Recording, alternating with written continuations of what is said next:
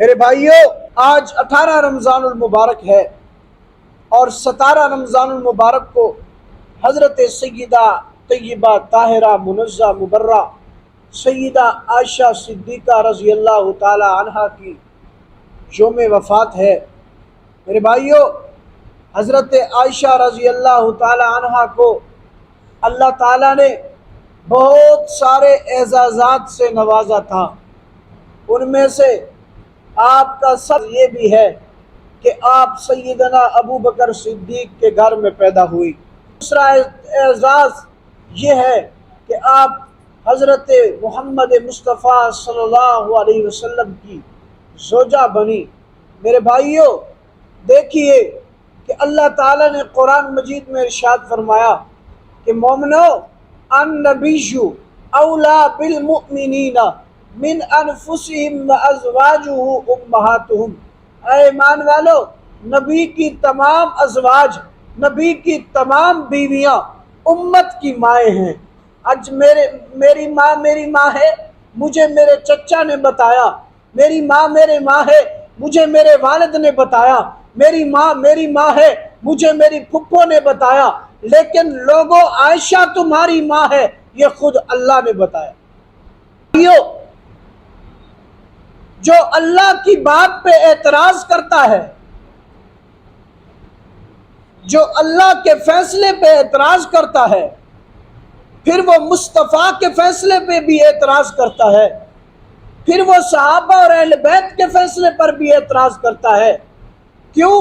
کہ عائشہ ہماری ماں ہے، یہ فیصلہ اللہ نے کیا ہے۔ اب اگر کوئی عائشہ پہ اعتراض کرتا ہے، عائشہ کو ماں نہیں مانتا، تو اس کی بدقسمتی ہے کہ وہ خدا پہ اعتراض کر رہا ہے، اور جو خدا پہ اعتراض کرتا ہے وہ بدترین انسان تو ہو سکتا ہے، مسلمان نہیں ہو سکتا۔ میرے بھائیوں، حضرت امی عائشہ صدیقہ کو یہ اعزاز بھی حاصل ہے کہ عورتوں کے تمام نجی مسائل حضرت عائشہ صدیقہ نے تمام امت مسلمہ تک پہنچائے۔ حضرت عائشہ کو یہ اعزاز بھی حاصل ہے کہ حضرت عائشہ گھر کا کام بھی کیا کرتی تھی، نماز بھی پڑھا کرتی تھی، ذکر و اذکار بھی کیا کرتی تھی، اور صحابہ کو مسائل بھی سکھایا کرتی تھی۔ حضرت عائشہ کو استاد صحابہ ہونے کا شرف حاصل ہے۔ کتنی خوش نصیب ہے حضرت عائشہ۔ صحابہ کرام کو جب بھی کوئی مسئلہ درپیش آتا اور وہ مسئلہ صحابہ کرام کو سمجھ نہ آتا تو وہ ڈائریکٹ سیدہ عائشہ صدیقہ سے مشورہ لیتے۔ میرے بھائیوں، آپ علیہ الصلوۃ والسلام حضرت عائشہ صدیقہ سے بہت پیار کرتے تھے۔ ایک مرتبہ ایک صحابی نے پوچھا، یا رسول اللہ، آپ کو دنیا میں سب سے زیادہ پیار کس سے ہے؟ تو حضور علیہ الصلوۃ والسلام نے ارشاد فرمایا، ابو بکر صدیق سے۔ پھر صحابی نے پوچھا، یا رسول اللہ، عورتوں میں سب سے زیادہ آپ کو پیار کس سے ہے؟ تو آپ علیہ الصلوۃ والسلام نے ارشاد فرمایا، عائشہ صدیقہ سے۔ میرے بھائیوں، صرف اتنا ہی نہیں، حضرت عائشہ فرماتی ہے، میں ایک دن آب خورے میں پانی پی رہی تھی کہ حضور علیہ الصلوۃ والسلام تشریف لائے اور کہا، عائشہ میرے لیے تھوڑا سا پانی چھوڑنا۔ حضرت عائشہ نے ایک گھونٹ پیا اور وہ پانی حضور علیہ الصلوۃ والسلام کے لیے چھوڑ دیا۔ آپ کو وہ پانی پیش کیا، حضور علیہ الصلوۃ والسلام پانی منہ کو لگانے لگے اور رک گئے اور کہا، عائشہ مجھے یہ بتاؤ کہ تم نے ہونٹ کہاں پر لگائے ہیں؟ میں محمد اسی جگہ سے پانی پیوں گا جہاں عائشہ نے ہونٹ لگائے۔ اتنا پیار تھا حضور اور عائشہ میں۔ حضرت عائشہ صدیقہ وہ خوش نصیب ہے کہ حضور علیہ الصلوۃ والسلام نے اپنے زندگی کے آخری ایام اور تکلیف اور بیماری والے ایام حضرت عائشہ کے پاس گزارے، اور حضور علیہ الصلوۃ والسلام نے اپنی بیٹی فاطمہ کو بلایا اور کہا، فاطمہ جاؤ تمام ازواج مطہرات سے اجازت لے کے آؤ کہ کیا میں محمد صلی اللہ علیہ وسلم اپنی زندگی کے آخری ایام عائشہ کے گھر گزار سکتا ہوں؟ تو حضرت فاطمہ رضی اللہ تعالی عنہ ازواج مطہرات کے پاس پہنچی۔ وہاں جا کر حضرت فاطمہ نے ازواج مطہرات سے اجازت لی۔ تمام ازواج مطہرات نے صدق دل سے حضرت فاطمہ کو کہا کہ ہماری طرف سے اجازت ہے، حضور اپنی زندگی کے آخری ایام عائشہ کے گھر گزار سکتے ہیں۔ حضور علیہ الصلوۃ والسلام کے پاس حضرت فاطمہ آئیں، واقعہ سنایا، کہا تکلیف کی وجہ سے اتنی طاقت نہیں ہے کہ عائشہ کے گھر جا سکوں، مجھے کوئی سہارا دے کے عائشہ کے گھر پہنچا کے آئے۔ حضرت فاطمہ حضرت علی کے پاس گئیں اور حضرت علی حضرت عباس کو ساتھ لے کے آئے۔ حضرت علی اور حضور علیہ الصلوۃ والسلام کے چچا حضرت عباس، یہ دونوں حضرت محمد مصطفیٰ صلی اللہ علیہ وسلم کو سہارا دے کر حضرت عائشہ کے گھر لے گئے۔ معلوم ہوا نبی کی پسند یہ تھی کہ میں اپنی زندگی کے، اپنی تکلیف کے آخری ایام عائشہ کے گھر میں گزاروں۔ حضرت فاطمہ کی پسند یہ تھی کہ حضور اپنے زندگی کے آخری ایام عائشہ کے گھر گزارے۔ حضرت علی کی پسند یہ تھی کہ حضور اپنی زندگی کے آخری ایام حضرت عائشہ کے گھر گزارے۔ حضرت عباس کی پسند یہ تھی حضور اپنی زندگی کے آخری ایام عائشہ کے گھر گزارے۔ معلوم ہو گیا خدا کو بھی عائشہ پہ اعتماد ہے، مصطفیٰ کو بھی عائشہ پہ اعتماد ہے، علی کو بھی عائشہ پہ اعتماد ہے، فاطمہ کو بھی عائشہ پہ اعتماد ہے، عباس کو بھی عائشہ پہ اعتماد ہے۔ حضرت عائشہ وہ خوش نصیب عورت ہیں کہ ایک مرتبہ حضور علیہ الصلوۃ والسلام کے ساتھ سفر میں ہی راستے میں پڑاؤ ڈالا۔ پڑاؤ ڈالنے کے بعد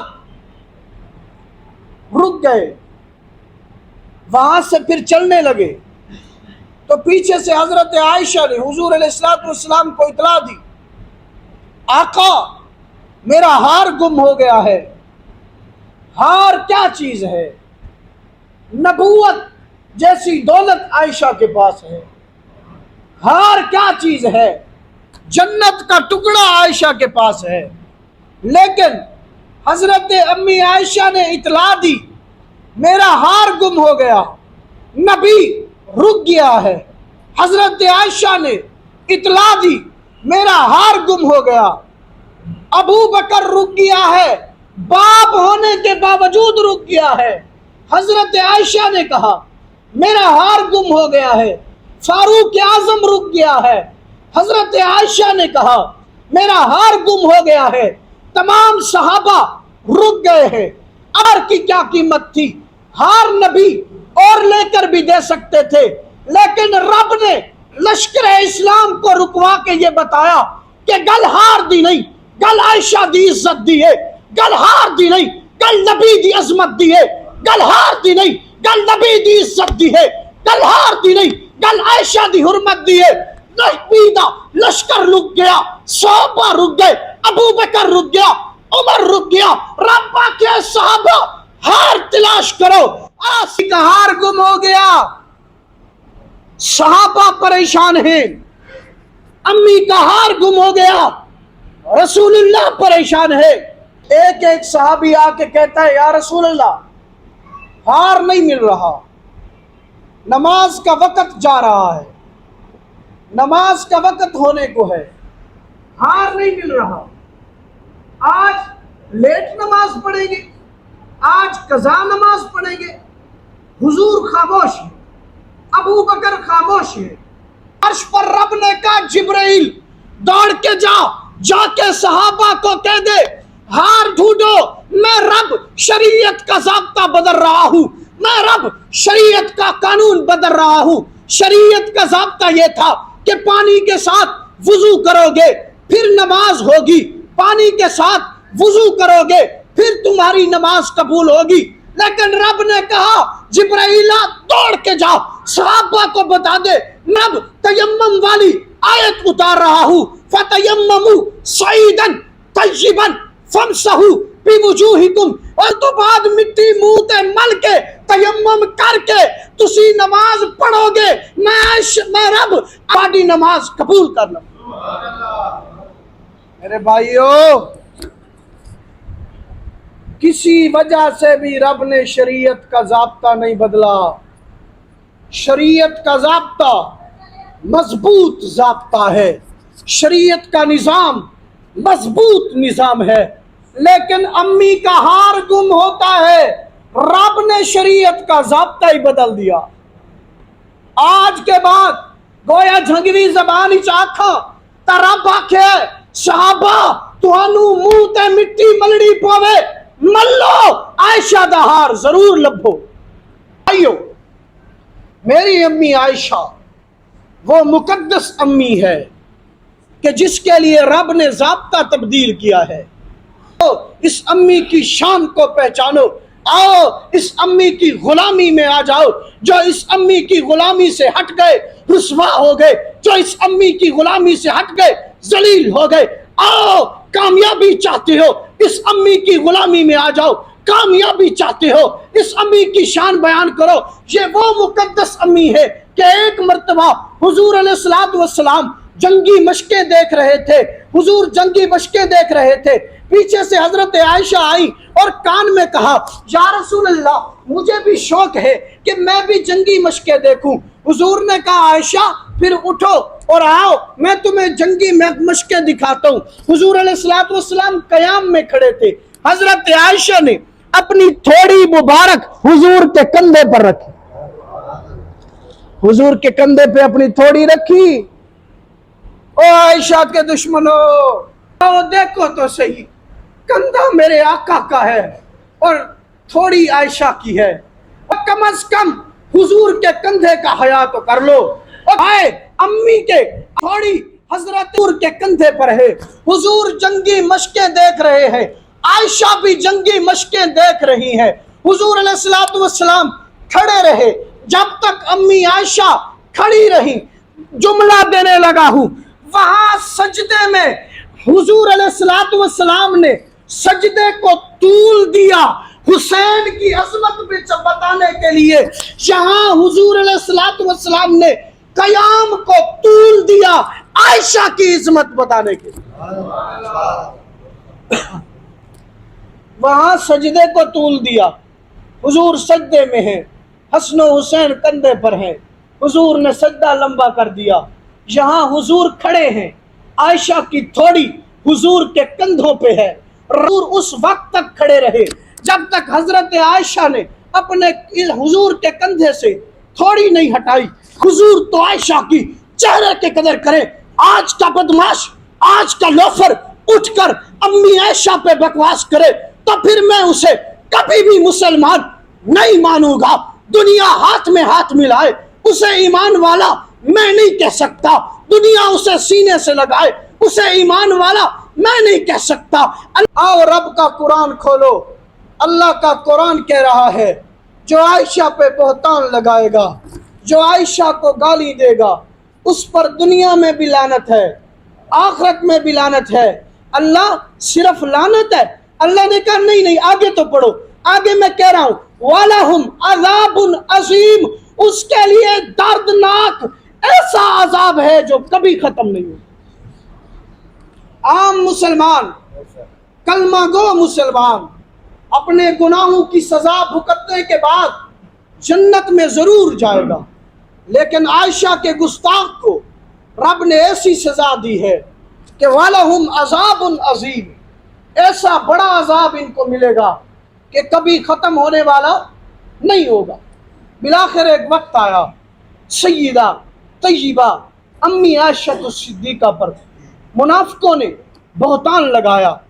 حضور علیہ السلام کے پاس حضرت اماں عائشہ آئیں، حضرت عائشہ نے کہا دل میں یہ سوچا کہ میں پہلے کہتی تھی کہ آقا میں نے گھر جانا ہے، تو حضور علیہ السلام محبت میں آ کر مجھے ایک دو مرتبہ روک لیتے تھے، آج کہہ کے دیکھتی ہوں، پتہ چل جائے گا کیا بات ہے۔ عائشہ نے کہا آقا اگر اجازت ہو تو میں اپنے گھر چلی جاؤں؟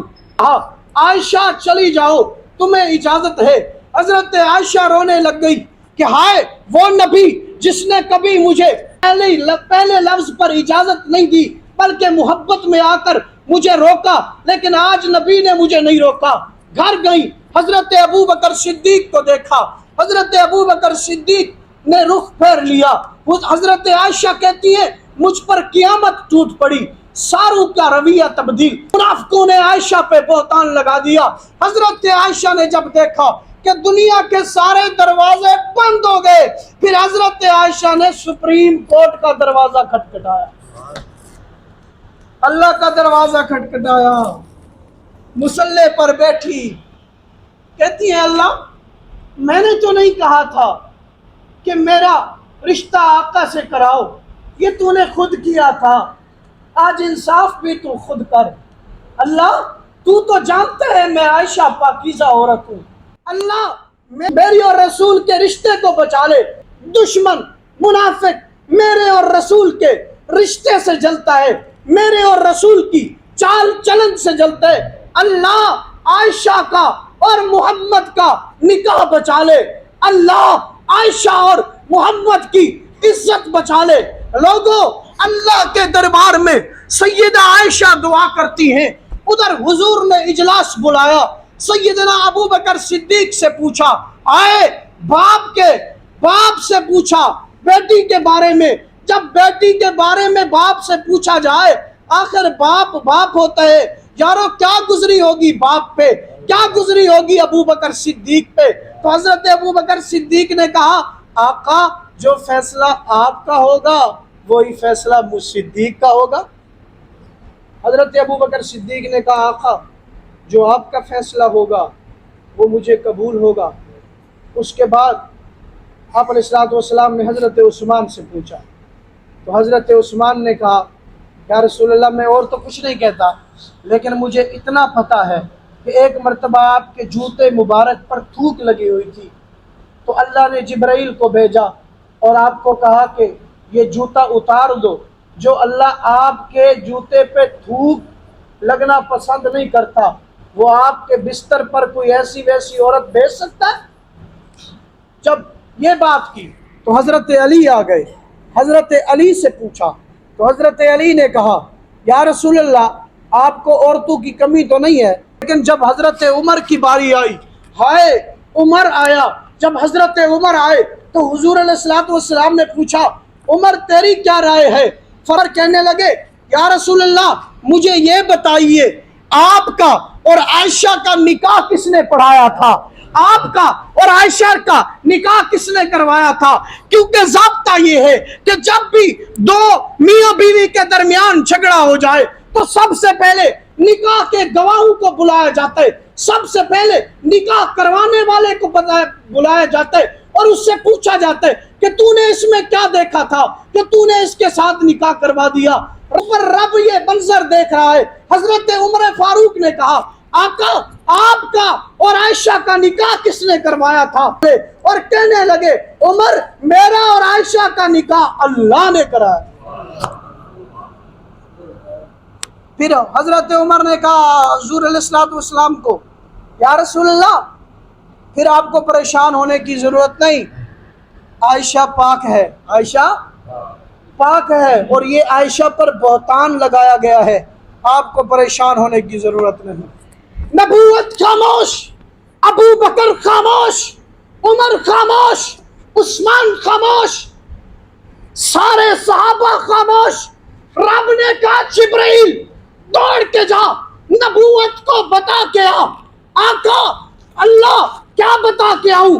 کوئی آیت دیجئے، کوئی قرآن کا لفظ دیجئے، کوئی قرآن کا حرف دیجئے۔ اللہ نے کہا جبرائیل آج قرآن کا حرف نہیں دیتا، آج قرآن کی آیت میں اللہ نہیں دیتا، آج قرآن کی آیت اسی لفظ کو بنا جو لفظ عمر نے کہے۔ گویا عمر نے رائے زمین پر دی، رب نے قرآن بنا دیا۔